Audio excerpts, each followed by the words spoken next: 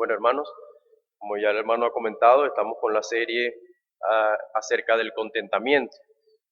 Esta semana de hoy, esta mañana, corresponde el contentamiento, una rara gracia. De hecho, es el título que lleva nuestra predicación de hoy. El contentamiento, una rara gracia. Y vamos a estar en el libro de Hebreos, capítulo 13, versículo 5. Ese versículo 5 yo lo he dividido en dos partes y le he colocado como título la primera parte de ese versículo: ¿cómo podemos estar contentos? ¿Cómo podemos estar contentos? Y la siguiente porción o la siguiente parte del versículo: una gracia que no nos abandona. Una gracia que no nos abandona. Es imposible, hermanos, en nuestros días que nosotros podamos hablar de contentamiento, que podamos hablar de gozo, que podamos hablar de alegría, sin que el dinero no esté ahí. Es impresionante y a la vez triste pensar que no se pueden mencionar estas cosas si el dinero no está de por medio.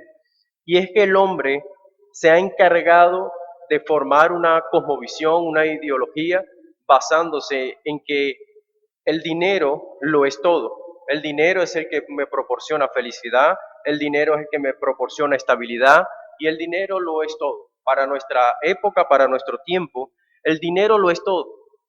Eso es algo que a la luz de la Escritura debe ser rechazado por el creyente. Esa cosmovisión, esa manera de pensar de que el dinero es lo que me va a proveer a mí felicidad, alegría, gozo en este mundo, de parte del creyente, esto debe ser rechazado rotundamente. El creyente debe oponerse a esto.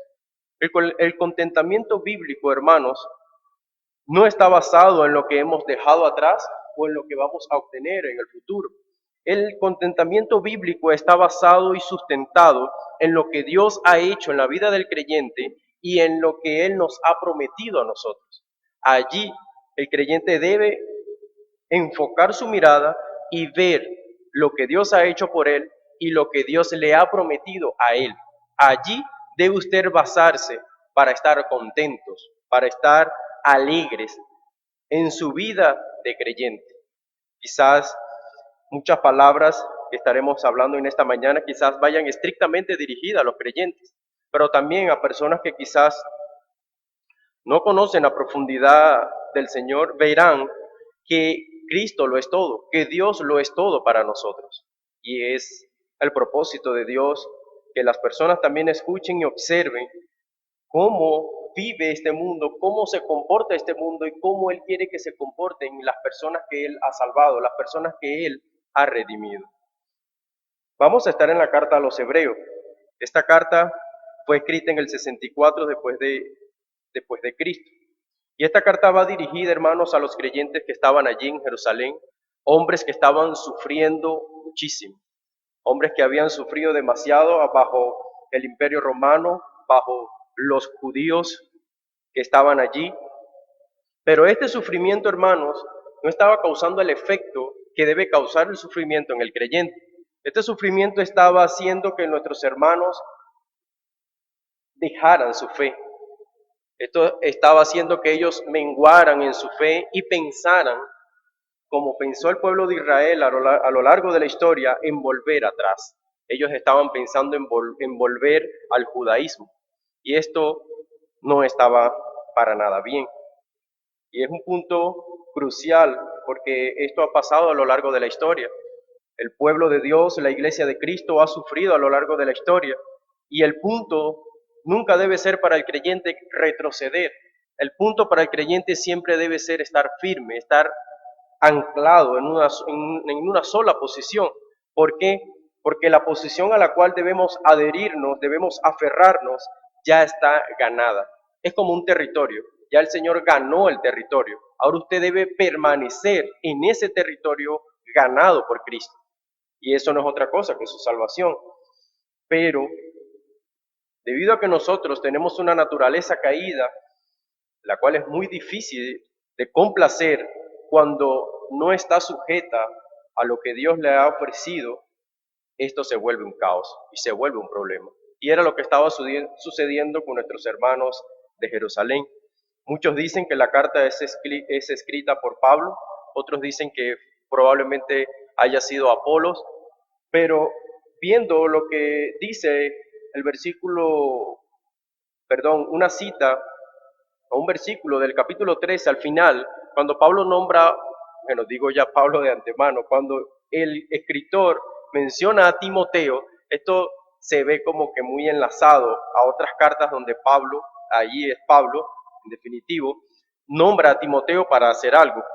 Y cuando usted compara algo que yo veía aquí, de que habla del contentamiento en este punto y lo compara con lo que dice Timoteo, estrictamente son las mismas palabras.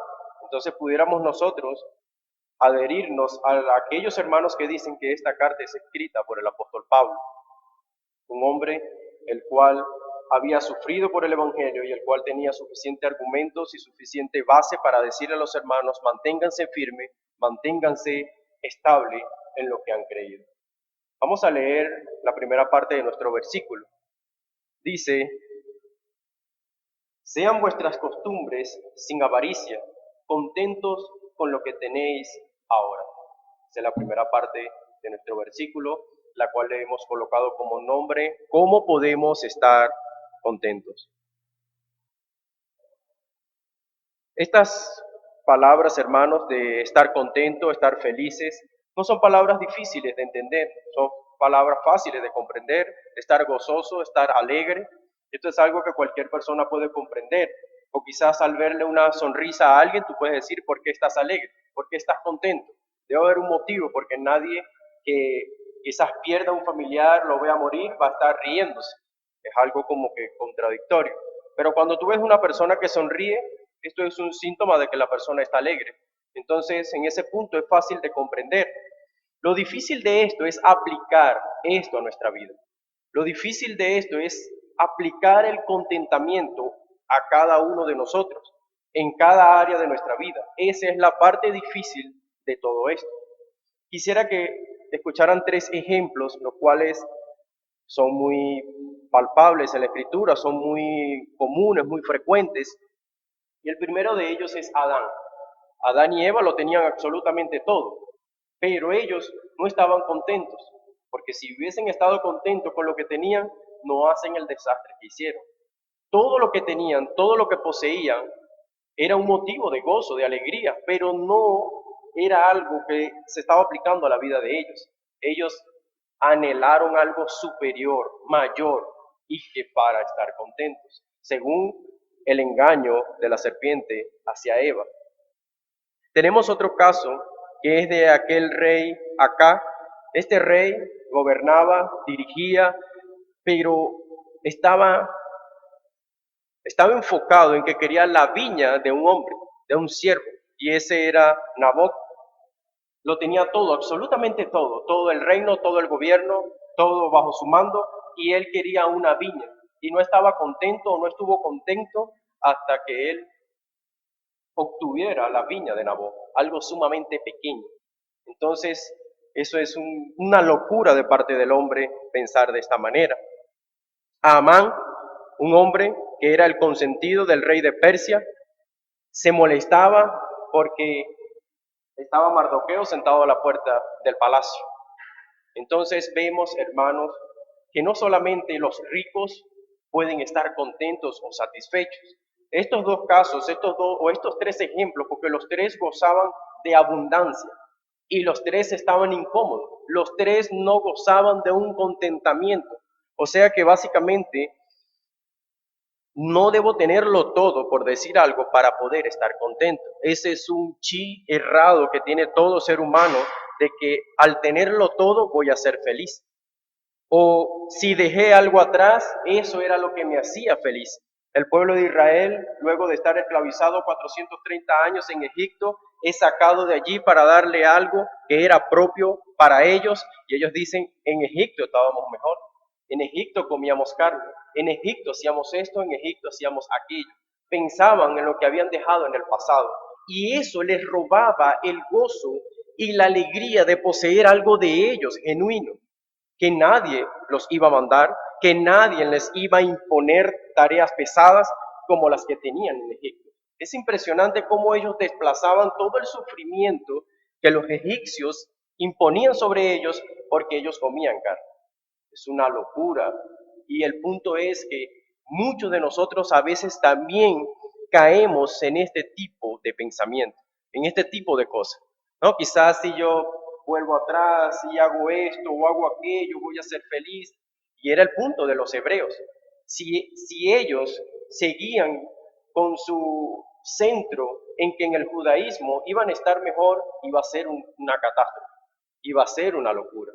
Y imagínense hoy en día, después de 5, 6, 7, 8, 10 años asistiendo a una iglesia local, perteneciendo a una iglesia local, siendo miembro de una iglesia local, yo diga, antes estaba mejor.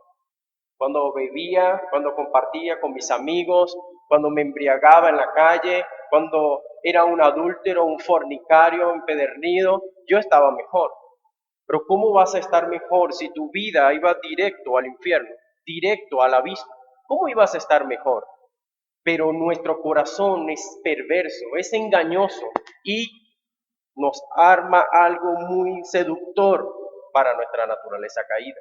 Y ese es el punto el cual el escritor de Hebreo quiere tratar con nuestros hermanos de Jerusalén, y es el punto a tratar también para nuestros días, porque el escritor les dice a ellos, sean vuestras costumbres sin avaricia, contento con lo que tenéis ahora, en el presente, no pensando en lo que dejé en el pasado, y pensando en lo que quizás puedo tener en el futuro. Quizás tengo un carro, pero en el futuro puedo tener 2 carros, puedo tener 2 casas. No pensemos de esa manera. Eso es avaricia. Y es lo que el escritor de Hebreo quiere que se desplace del pensamiento de nuestros hermanos. Y es lo mismo para nosotros hoy en día. En nuestro mundo, un mundo el cual está centrado en una cosmovisión materialista, nosotros debemos desplazar este ideal de en medio de nosotros. Debemos quitar ese pensamiento avaricioso de en medio de nosotros y vivir contento con lo que Dios nos ha provisto. Y es allí donde quizás alguien pueda decir, ahí están, ellos son unos conformistas. Los cristianos se conforman con las cosas. Ellos no quieren surgir, ellos no quieren tener nada en la vida. Ellos se conforman con las cosas. El punto es, hermanos, que Él te dice, Él no te está diciendo eso. Él te dice, está contento con lo que tú tienes. Tienes tu casa, tienes tu esposa, tienes tus hijos. Sé feliz con eso que tú tienes ahora. Él no te está poniendo entre paréntesis de que no hay un avance o de que vuelvas atrás. No, Él simplemente te está diciendo que en el presente vivas feliz con lo que tienes. Y esto está dirigiéndose a una sola cosa. Esto se dirige a la soberanía de Dios. Todo aquel que conoce la soberanía y el poder de Dios, el cual es inalcanzable, el cual es inmedible en este mundo, esto se refiere a eso, que nosotros tengamos a nuestro Dios como nuestro proveedor, nuestro sustento, nuestra fortaleza. A eso es que Él se quiere referir cuando le dice, estén contentos con lo que tienen ahora, porque lo que tienen ahora ha sido provisto por ese Dios grande y majestuoso y poderoso. Estén contentos con estas cosas. Hoy en día, hermanos, es muy común que las personas se quejen, que las personas estén en un descontento de forma frecuente, quizás por el gobierno, quizás por los servicios, quizás por el trabajo, por muchísimas cosas. Pero, introduciendo un comentario a esto, se retira este gobierno y entra un gobierno transitorio el cual cobre todos los impuestos porque la economía no sirve y necesita estabilizar la economía del país y debe cobrar todos los impuestos para que el país se estabilice, y ellos van a decir, con el chavismo estábamos mejor, con el socialismo estábamos mejor, no pagábamos nada y nos regalaban bolsas, nos regalaban comida. Pero Dios mío, te están llevando al abismo, te están llevando al caos, al desastre, a un punto sin retorno, donde la economía está en un agujero negro sin fondo. Y es posible que si haya un cambio en todo esto, las personas digan, estábamos mejor anteriormente. Y ese es el punto que no debe llegar a nuestra mente, a nuestro corazón, porque eso nos sucede a nosotros. Y la felicidad no se encuentra en nada de estas cosas.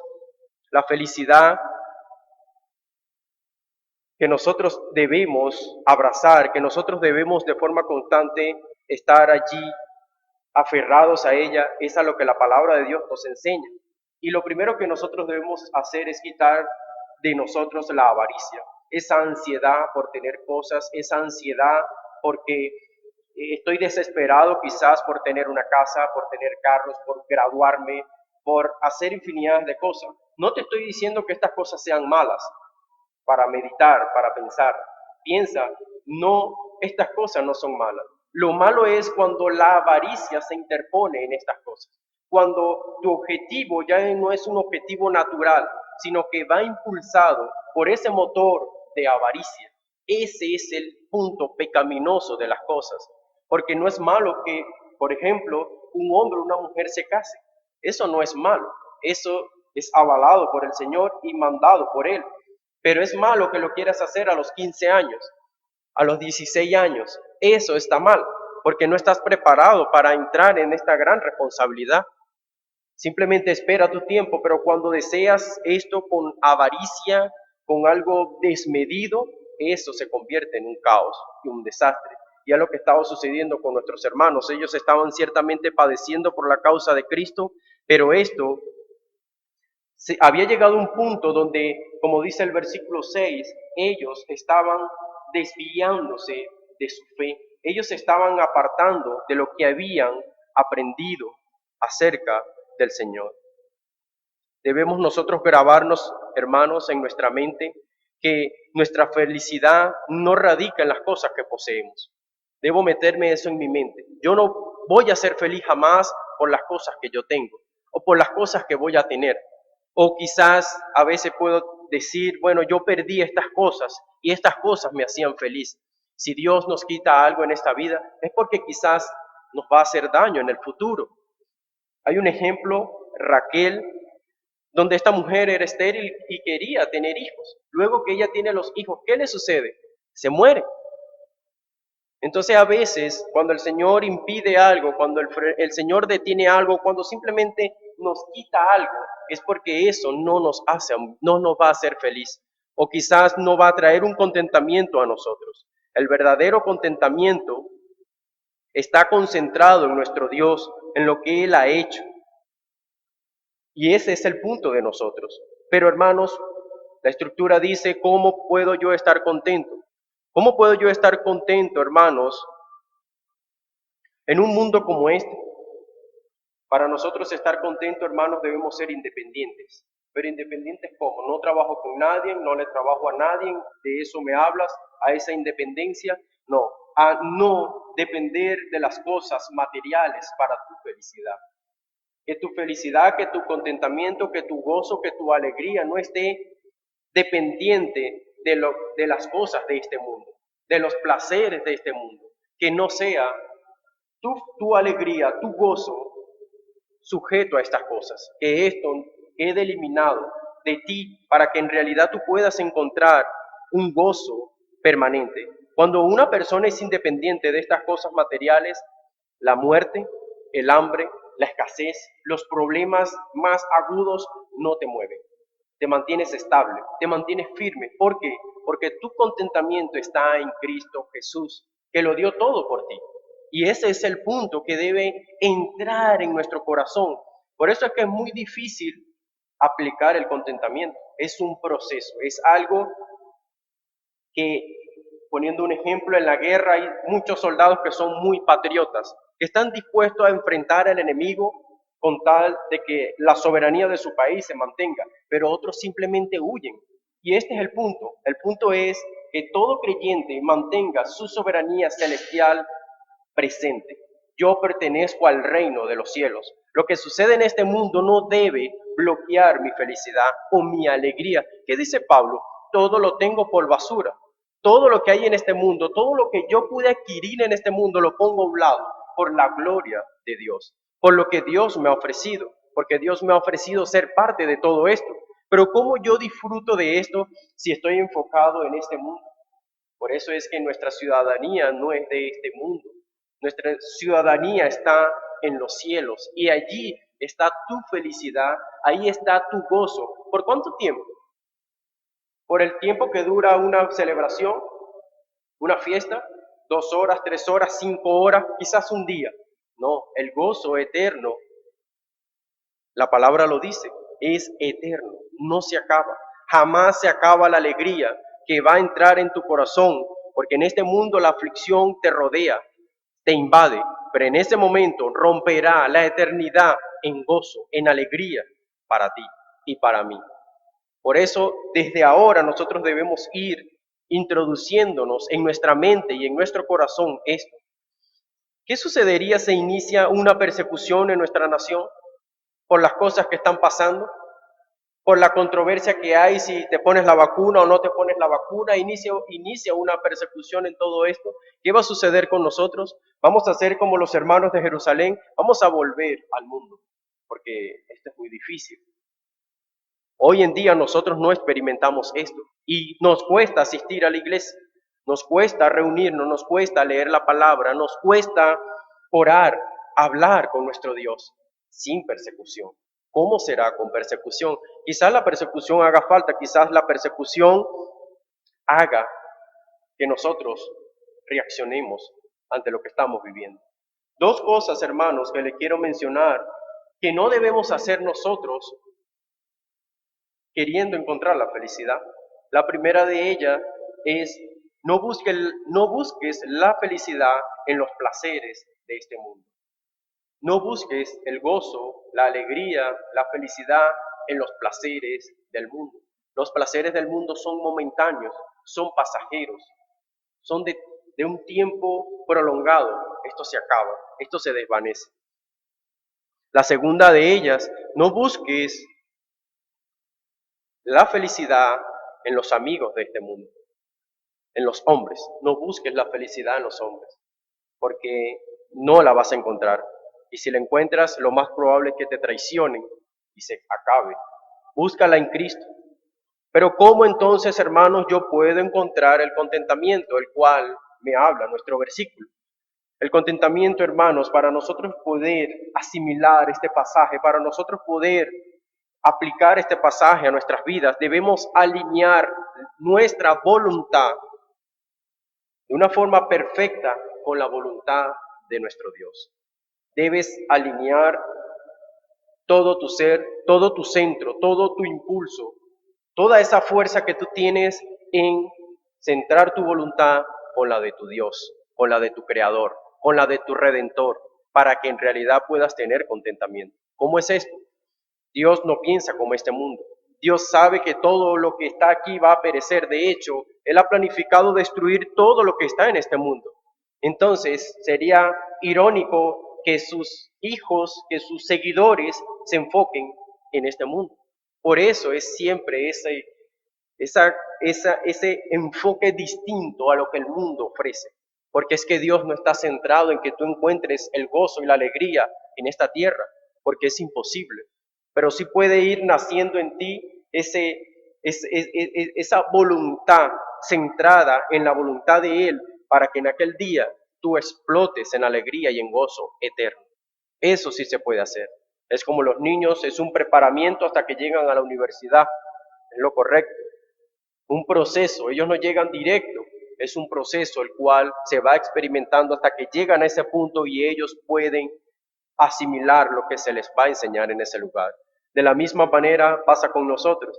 Debemos contentarnos en este mundo, no con las cosas de Él, sino con lo que Cristo ha hecho y lo que Cristo ha prometido a cada uno de nosotros. Y de esa manera podemos ir aplicando este pasaje a nuestras vidas. Van a venir muertes, aflicciones y infinidad de cosas, pero cuando tú te centras en la voluntad de Dios, las cosas se van a ver desde otra perspectiva, desde otro punto de vista. Quisiera, hermanos, pasáramos a nuestra siguiente estructura, la cual nos habla de una gracia que no nos abandona.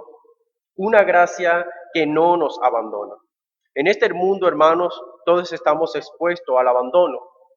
Ejemplo, Yo soy parte de una familia, nací en un grupo de hermanos, es un ejemplo, no es el mío. Nací en un grupo de hermanos numeroso, tengo mi papá, tengo mi mamá, pero llega un punto donde cada quien busca de rehacer su vida, de hacer su vida con su esposo, con su esposa.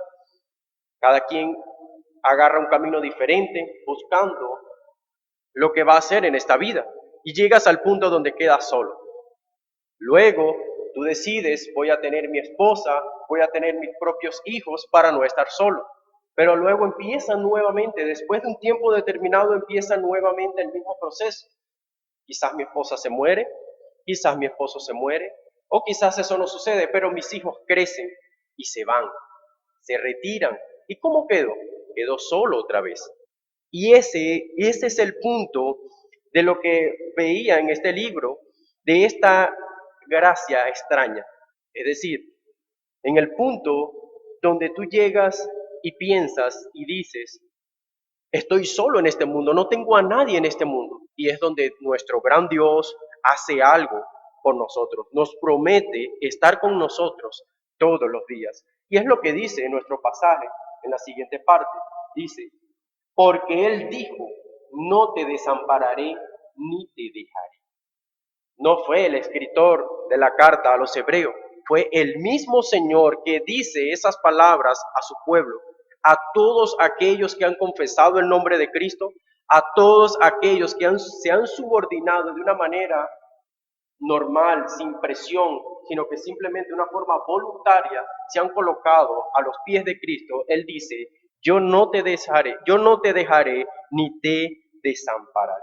Y eso lo vemos, la fuente de estas palabras está en el libro de Deuteronomio, capítulo 31, versículo 6. Dice, esforzaos y cobrad ánimo, no temáis ni tengáis miedo de ello, porque Jehová tu Dios es el que va contigo, no te dejaré ni te desampararé. Y llamó Moisés a Josué y le dijo en presencia de todo Israel, esfuérzate y anímate, porque tú entrarás con este pueblo a la tierra que juró Jehová a sus padres que le daría, y tú la harás heredar. Y Jehová va delante de ti, Él estará contigo, no te dejará ni te desamparará. No temas ni te intimides. Es impresionante cómo el mismo Dios le estaba diciendo a Josué, un joven que había visto cómo todos sus compañeros habían sido muertos, apedreados por el mismo pueblo de Israel. Y ahora nuestro Dios le da ánimo, le da fuerza a Josué para que continúe el trabajo que había iniciado Moisés. Y era darle la tierra prometida a este pueblo tan hostil y este pueblo tan rebelde. Y este hombre cobra ánimo y hace este trabajo. Y el escritor de Hebreo, en medio de la situación, en medio del caos que está experimentando la iglesia en Jerusalén, agarra estas palabras y las trae y las aplica a la iglesia de hoy en día. El Señor dice, Él te dice a ti, no te dejaré ni te desampararé. Entonces, hermanos, allí nosotros debemos cobrar aliento, allí nosotros debemos aferrar toda nuestra vida a esas palabras, no a lo que está a nuestro alrededor. Mi esposa se puede morir o mi esposo se puede morir en el caso de las mujeres. Mis hijos me van a dejar en algún momento para hacer sus vidas. Es algo natural, lo dice la misma escritura. Pero ¿en quién me voy a aferrar yo? ¿En dónde va a estar mi consuelo? ¿En dónde va a estar mi fortaleza? Él está o ella debe estar concentrada en estas palabras que Dios ha dicho a su pueblo. Y hoy en día son las mismas para nosotros. Estamos viviendo momentos difíciles, momentos de escasez, momentos de dificultades, pero Él dijo, no te voy a dejar ni te voy a desamparar. Hay algo que debemos tomar en cuenta. Él no dice aquí, hijo mío, no tengas miedo que no te va a pasar nada. Tranquilo que la caja va a llegar todos los meses, no vas a tener problema. Por el trabajo no te preocupes, porque eso no te va a faltar. Él no dice nada de esto. Él no le dijo eso a Josué. Josué se iba a enfrentar a todos los pueblos que estaban en Canaán. Y él le dice, esfuérzate y sé valiente, que yo voy a estar contigo. Entra a esa tierra y enfrenta a todos esos hombres que están allí, porque yo voy a estar contigo. Y hoy en día a la iglesia se le dice, sufre por la causa de Cristo, no tengas miedo a lo que viene. ¿Por qué? Porque yo voy a estar contigo en medio de la dificultad, en medio de la escasez, en medio de todo. Dice nuestro Dios que va a estar con nosotros. Y el mismo Señor Jesús dijo, no tengas miedos porque yo he vencido este mundo, yo lo he vencido, pero tú debes también confiar en lo que yo he hecho. De lo contrario, jamás esto podrá ser posible. Entonces, amados hermanos, ¿dónde debemos nosotros enfocarnos? Nosotros debemos enfocarnos en estas palabras fieles y verdaderas, porque el Señor lo que ha dicho, Él lo cumple. Él no nos va a dejar solos, Él no nos va a desamparar en medio de la dificultad. Pero el punto es cómo reaccionamos o estamos reaccionando nosotros en estos momentos, en medio de lo que estamos experimentando, en medio de que ya se escucha de que en iglesias, si no estás vacunado, no podrás entrar.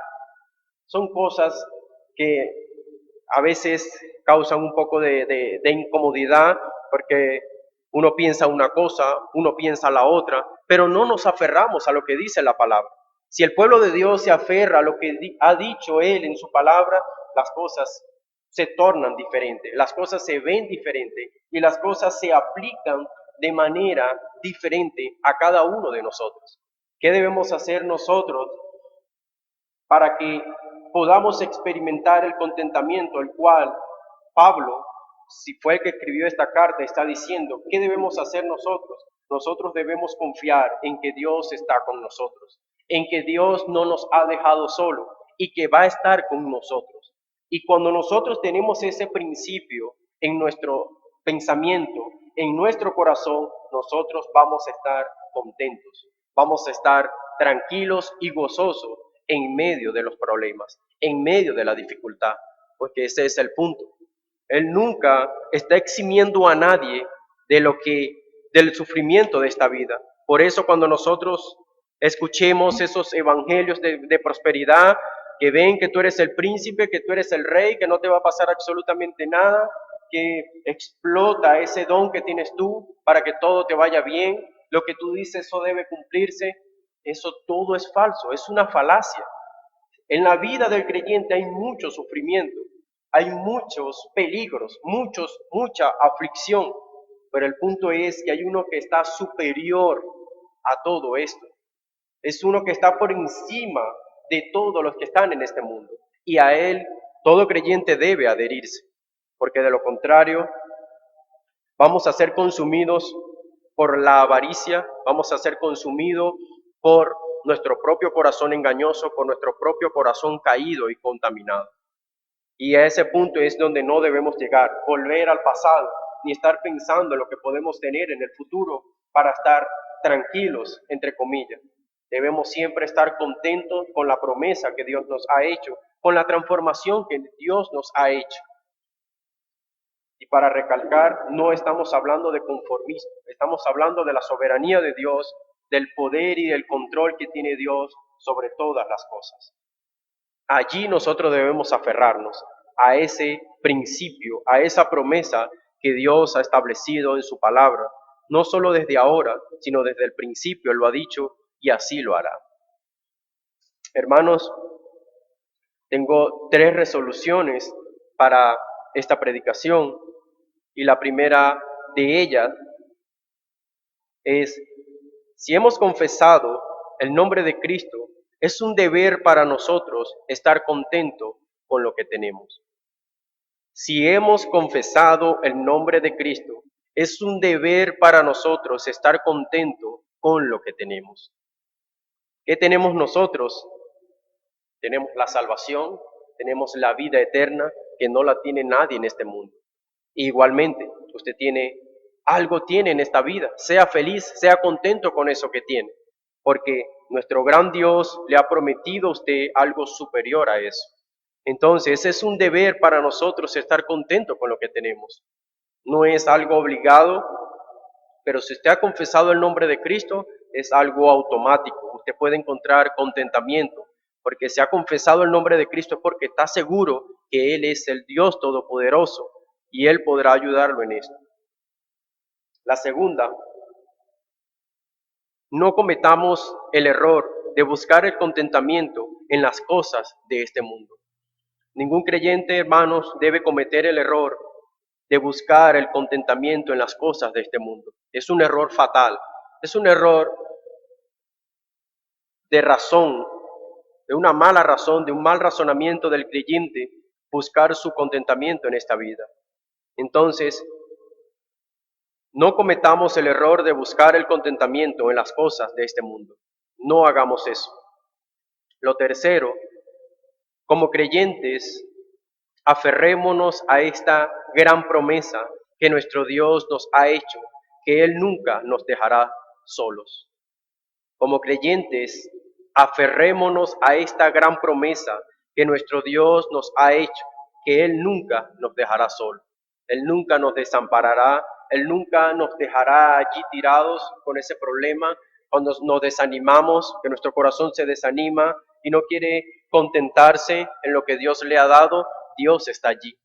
Cuando estás experimentando un desánimo, una decadencia, Dios está allí. Dios nunca nos deja.